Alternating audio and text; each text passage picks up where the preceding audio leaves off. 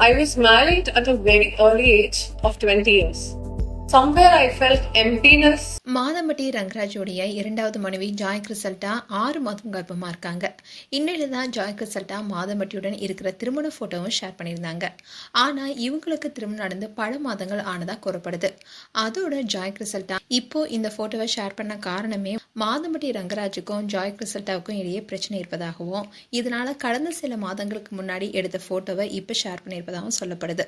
அது மட்டும் இல்லாம மாதம்பட்டி ரங்கராஜ் மேல அவருடைய முதல் மனைவியும் வழக்கறிஞருமான ஸ்ருதி வழக்கு தொடர இருப்பதா தகவல் வெளியாகி இருக்கு. அதோட ஸ்ருதி அவங்களுடைய இன்ஸ்டாகிராம் பேஜ்ல மாதம்பட்டியுடன் பிரிந்து வாழ்றத மறைமுகமா சொல்லியிருக்காங்க.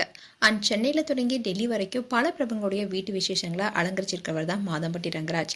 சோசியல் மீடியா மூலமா பிரபலமானாலும் குக் வித் கோமல் நிகழ்ச்சி அவருக்கு மேலும் பிரபலத்தை கொடுத்துச்சு. ரங்கராஜுக்கு ஏற்கனவே திருமணமாகி ஸ்ருதி என்ற மனைவியும் இருக்காங்க. அவங்க வழக்கறிஞர். கடந்த சில மாதங்களா 2 பேருக்கும் இடையே ஏற்பட்ட கருத்து வேறுபாடு காரணமா பிரிந்து வாழ்ந்துட்டு வராங்க. இந்த தம்பதிக்கு 2 மகன்கள் இருக்காங்க. பிரபல ஆடை வடிவமைப்பாளரான ஜாய் கிறிசல்டாவை மாதம்பட்டி ரங்கராஜ் காதல இருப்பதா தகவல் வெளியானுச்சு.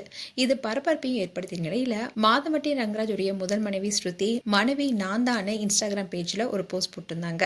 இதற்கிடையிலாம் திடீர்னு தனக்கும் மாதம்பட்டி ரங்கராஜுக்கும் திருமணம் நடந்ததாகவும் 6 மாதம் கர்ப்பமா இருப்பதா ஜாய் கிறிசல்டா போஸ்ட் போட்டிருக்காங்க.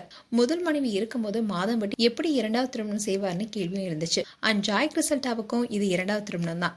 2018 ஜோதிகா நடித்து வெளியான பொன்மகள் வந்தான் படத்தை இயக்கிய ஜே ஃபெர்டிக் தான் இவருடைய முதல் கணவர். இவங்க 2 பேருமே விவாகரத்து பெற்று பிரிஞ்சுட்டாங்க.